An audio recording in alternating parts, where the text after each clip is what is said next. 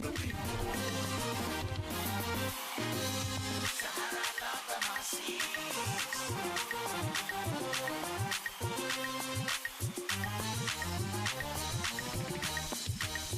Sahara.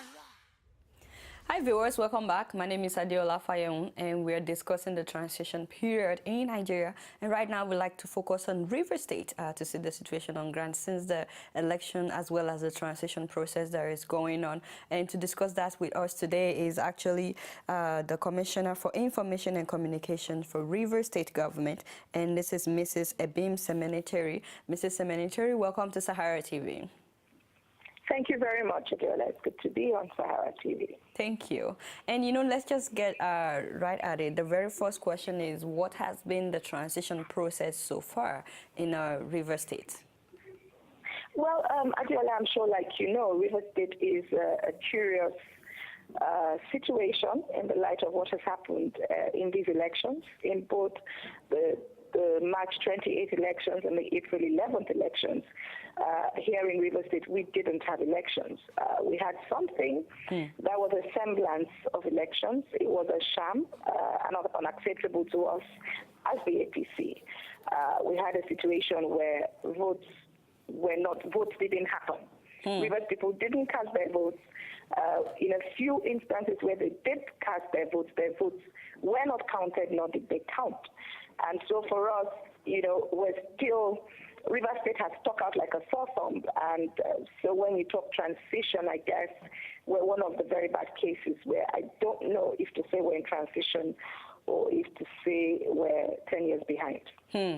And based on what you just said, I know that APC has been talking about debating the issue in court because of the reasons that you gave just now. And I was going to ask you how this has been influencing the transition, which you're saying there's really no transition right now. But do you mind talking about the fact that APC is trying to take this issue to court? Let me say, Adiola, that for us as the APC in River State, and more specifically for the Greater Together campaign organization, we did request a cancellation, outright cancellation of the elections of the 20th of March as well as the 11th of April. Unfortunately, for some reason, INEC chose not to accede to that demand, despite the widespread irregularities, despite the violence, the intimidation, and the complaints, not just by us, but by international observers. And therefore, we're proceeding to the tribunal and, as may be necessary, to the courts. This is where we are right now, preparing to go because we're challenging this in court. Of course, outside that is the fact that as government, we will do all that we need to do because regardless of the fact that these elections were in Sham, Governor Amaechi's tenure does come to an end on May 29th, and therefore all ministries, departments, and agencies are preparing for a handover. That handover will take place on May 29th. What we don't know is to whom it will happen. And so therefore, in that regard, ministries, departments, and agencies are getting set to hand over. There's been a call out by the Secretary of State Government requesting all heads of ministries, departments, and agencies to complete their handover notes and make sure they get to the Office of the Secretary to State Government, who will in turn prepare the comprehensive handover for the new government. However, like I said, regardless of who that new government may be, the APC is challenging the elections of March 28th and April 11th at this time. However, Governor Amaechi is preparing to hand over government on May 29th. I see. And just speaking on the fact that you said whatever happens, you guys will still hand over on May 29th. A lot of people believe that between now and the handing over, that is when some government officials who may be corrupt may do away with government properties or money. Can you please tell us what Governor Amaechi has in place to ensure a smooth handing over of government properties or money to the incoming government? Well, first is to say that regardless of whatever people might say about Governor Amaechi, I dare say that he is one of the few Nigerians in public office that would not be described as corrupt. Therefore, if the head is transparent in his dealings, I reckon that it would mean that everyone else will try to do the best that they can.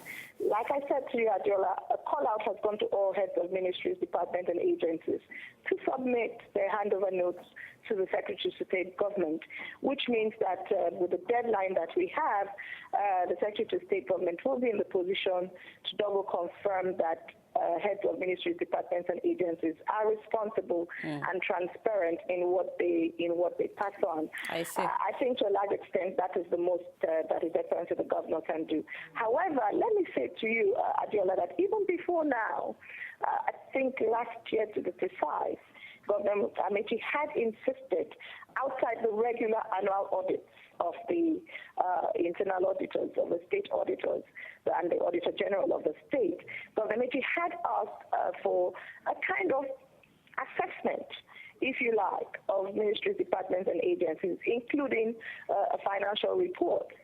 And he did have persons come in and audit that. I believe that that would form part of his handover notes to his successor. So I think that to a large extent, all of the financial details would be there. And if I know Governor Amechi well, and I believe I do know him well, with the audited accounts ready, with the financial audit he requested, an independent one outside that of the Auditor General, I see. and with the call by the Secretary of State government for handover notes to be submitted, I believe to a large extent one might be able to say that the process in River State is going to be transparent and without hitches. But like I said, that's to a large extent. Thank you so I do much. not want to pretend that we're infallible, but I think to a large extent it's going to be very transparent, yes. All right, so the word on the street is that the First Lady Patience Jonathan will probably be coming home after the handing over.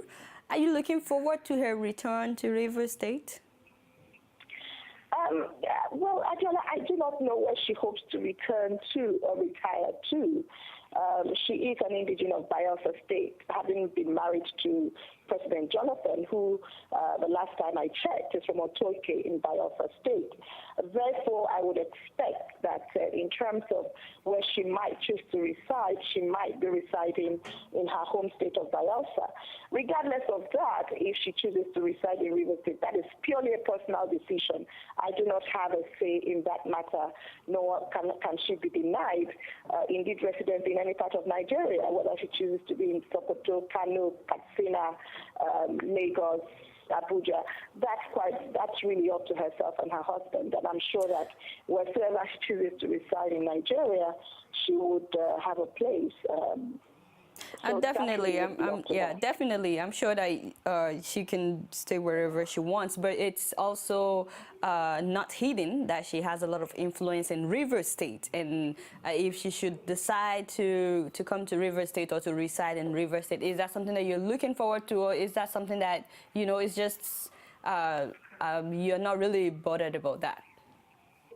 Quite frankly, Adiola, she's welcome to stay wherever she so desires to stay. Not being the head of government, whether now or when she chooses to reside wheresoever, I doubt that would be a concern. But let's remember that she will be a private citizen right after May 29th. And therefore, as a private citizen, she will be, even now, she really, to all intents and purposes, ought to be a private citizen. Whether that is the case or not is a matter for another day. But the fact is that she will be a private citizen, as will be His Excellency President Jonathan after the handover on May 29th. Yeah. And therefore, she will be subject to all the rules and regulations that you know, and the Constitution of the Federal Republic of Nigeria, as indeed she ought to be today. So I do not think either way it should be a matter of concern. And I think that, quite frankly, I expect that she will understand that and will conduct herself in the same manner. Okay. And of course, the Inspector General of Police was recently fired by Mr. President. Now, a lot of people believe that this has to do with the election in River State, about not deploying the Inspector General of Police and whatnot. I'm just wondering your reaction when you heard that Mr. President had fired the Inspector General of Police. Well, quite frankly, Adiola, I don't know what to say my reaction was. I think for many people there was the initial shock and the question was, oh, why? Again, I do understand that the president reserves the prerogative to hire and fire people who are there. However, even just for purposes of morality, in the case of any head of government hiring or firing someone that is a security chief, I'm sure that it will require that the person does do so within what might be considered appropriate norms. However, the truth is that it is the prerogative of Mr. President to hire and fire as he may deem most appropriate, and quite frankly, I don't have a personal opinion in that regard. I was curious as to find out why, and unfortunately, the spokesperson to Mr. President didn't give us a reason. He did, however, confirm that Mr. President does have the right to hire and fire. And so, from where I'm standing, I do not know what the reasons might be. I see. And it's quite honestly up to Mr. President, and perhaps only those from his office can respond to this question. So I have just one more minute, but I'm wondering, we've not heard from the police about the people that were killed during the election. We had about 9 people were killed before the gubernatorial election, and we don't know if there has been any compensation to their family members. Was anybody arrested? We've not heard from the police, but being that you are the Commissioner for Information and Communication, what can you tell us about this? Let me be honest, Adela, that's one of my greatest pains and our greatest shock as a government in Rivers State. I will tell you that yesterday 3 more persons were killed in Ibim and Doni local government area. 3 people were killed yesterday? Yesterday. I can tell you that on Thursday, somebody was killed in Okrika. On Friday, 2 people were killed in Ahoda East and 2 people abducted. We continue to witness a lot of abductions and killings in Rivers State that are related to the elections. We find this unacceptable, and it's very sad. It's for this reason that we've consistently, as the APC, cried out for help. We've written to the Inspector General, we've complained to INEC, we've written to Mr. President. It doesn't appear to be abating. It's sad. It's at the very best, it's criminal neglect of the people of Rivers State, and it's shocking. It's sad. It's painful. I can tell you, for instance, that there's someone who was killed in Africa on March 24th. I know this is television, but one of his vital organ was cut off. Stones were tied on him. He was thrown into the sea and left to sink after he had been killed. His body mutilated. He only floated on April 10th. And you can go on and on. So many cases of. So what has the police been doing? Sad. I don't know. The reports have been made. Family members have reported. There was a case in Onelga where a man, his children were all killed in one day. Wow. 8 people killed in yes. And so it's crazy, and it continues to happen. A policeman was killed during the elections of March 28th. Nothing has happened. So it's scary. It's a sad situation, but that's our reality in Rivers State. So who can help if the policemen are not responding? Who can help in Rivers State? I don't know, Adela. Quite honestly, I don't know. At this point, I throw up my hands in the air, and I tell you the truth. I have no clue. I see. We've also heard about threats on the life of the governor. Can you confirm any of this?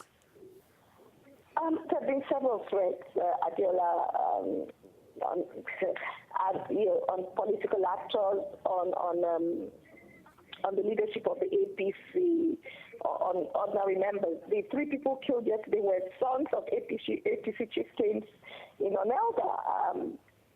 Again, I'm sorry to keep going back to it, but during the campaigns in Okrika, we are told that Governor Mechi was targeted, the APC gubernatorial candidate was targeted. Several of us have had our lives threatened. Again, I say to you, this is our reality. Rivers State has become a theater for violence. And yourself, reality. Yourself, do you feel safe? I do not have specific threats made at me. I've received text messages threatening me. A group of women had gone on the streets, banning me from coming into my community, the community into which I was married, because according to them, they said I had abused a very important person, and all kinds of things. Wow. It never happened. What they alleged never occurred. But that's the reality of everybody who is an APC leader in River State. Each of us literally has a price on our heads. Wow. Oh, well, I'm hoping that somebody is watching this interview that could hopefully help. We need to bring a stop to that. But I just wanted to thank you very much, Mrs. Ibim Semenitari, for, carving out time to speak with us about this. And we're hoping that the situation on ground will be resolved very soon. Thank you very much, Adiola, and we all hope so ourselves. Thank you very much. All right, viewers, that has been Mrs. Ibim Semenitari. She's the Commissioner for Information and Communications in Rivers State, telling us the situation on ground in Rivers State. Stay tuned, we have much more to come.